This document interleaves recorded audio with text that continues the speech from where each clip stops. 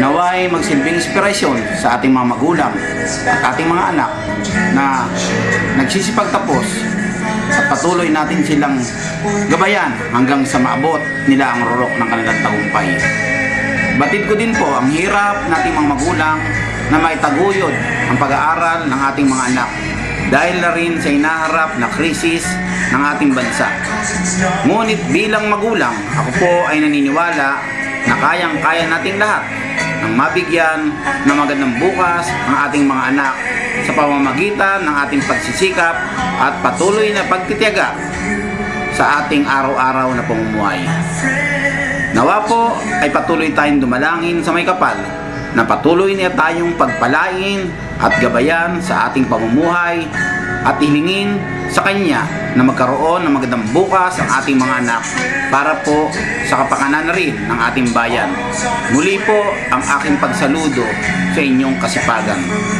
Tandaan lamang po, nasa prinsipyo at determinasyon ang tamang sandigan upang maabot natin ang ating pangarap. Mabuhay po tayong lahat. Ito po ang inyong kaibigan, Sunny Clarino ng Barangay Maninta, Valenzuela City. Maraming salamat po.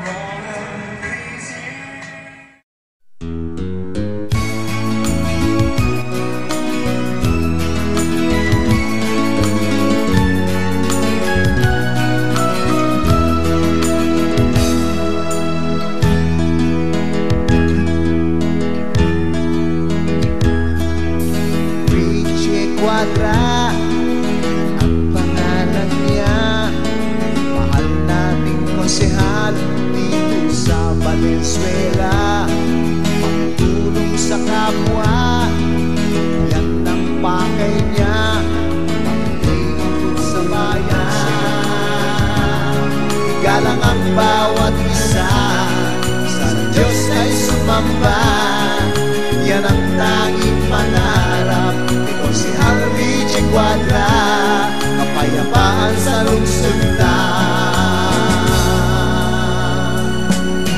Tayo na mga kapamilya, magmahalan tayo't magkaisa,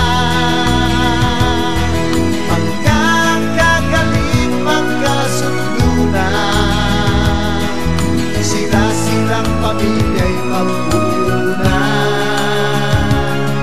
Igalang ang bawat isa, sa Diyos ay sumamba, yan ang tanging pangarap ni Konsehal Richie Quadra, kapayapaan sa lungsod na Valenzuela.